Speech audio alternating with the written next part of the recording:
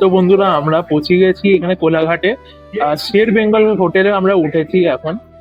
একটা ছোট স্টপ নিচ্ছি ব্রেকফাস্ট করার জন্য, দিয়ে আমরা আমাদের গন্তব্যের দিকে এগোবো। আর দেখিনি আমরা কি কি নিয়েছি।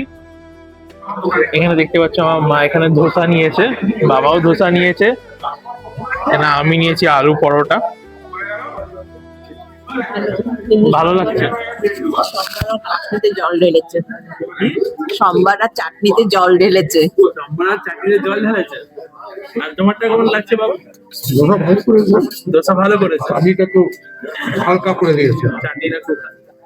আচ্ছা ঠিক আছে, তো আমি আমারটা একবার টেস্ট করে দেখি, দিয়ে তোমাদেরকে জানাচ্ছি কেমন খেতে লাগছে।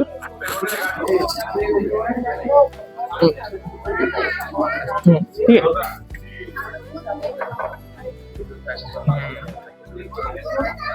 ঠিক আছে, ছোলার একটা হালকা পাতলা একটা তরকারির মতন করেছে। আলু পরোটা একবার টেস্ট করে নিই। আলু পরোটা কিন্তু প্রচন্ডই মোটা, কিন্তু আলু পরোটার মধ্যে আলু মশলাটা কিন্তু সেইভাবে দেয়নি, পরোটাটাই বেশি মোটা। আপনার যেটা দেখুন, আলুর পুর কিন্তু নেই, পরোটাটাই বেশি মোটা, নানের মতন করে দিয়েছে। ঠিক আছে, তো আমরা আপনাদের ব্রেকফাস্টটা করে ফেলি, দিয়ে তারপরে আমরা জার্নি কন্টিনিউ করব। তো বন্ধুরা আমরা বেঙ্গল হোটেল থেকে সবাই খেয়ে বেরোলাম। খাবারটা ঠিকঠাক ছিল, আলু পরোটা ওরকম অত ভালো ছিল না। যদি বলবো আগের থেকে অনেক ডিটোরিয়েট করেছে, যা খাবার আগে ছিল এখন অনেকটা খাবার ডিটোরিয়েট করে গেছে। তবু লোকেরা আসছে, আপনারা আসুন এখানে টেস্ট করতে পারেন। এখানে আমার বাবা রয়েছে। Good morning. বাবা গুড মর্নিং বলছে, কিন্তু বাবার নিজস্ব একটা চ্যানেল রয়েছে, বাবা খুব ভালো এখানে ব্লগিংও করে। আপনারা দেখতে পারবেন মলয় সরকার বলে চ্যানেলটা ফেসবুকে।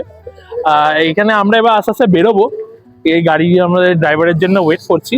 দিয়ে আমাদের মেন হচ্ছে এখন তমলুকে ঢোকার আগে যে আমাদের মেন হোটেল রয়েছে, হোটেলে ঢোকার আগে কিছু যদি এরিয়া যেখানে যেখানে আমরা দেখতে পাবো ভালো মন্দির যেটা রয়েছে, রাজবাড়ি রয়েছে, রাজবাড়িগুলো আমরা ঘুরে দিয়ে তারপরে আমরা ওইখানে ঢুকবো।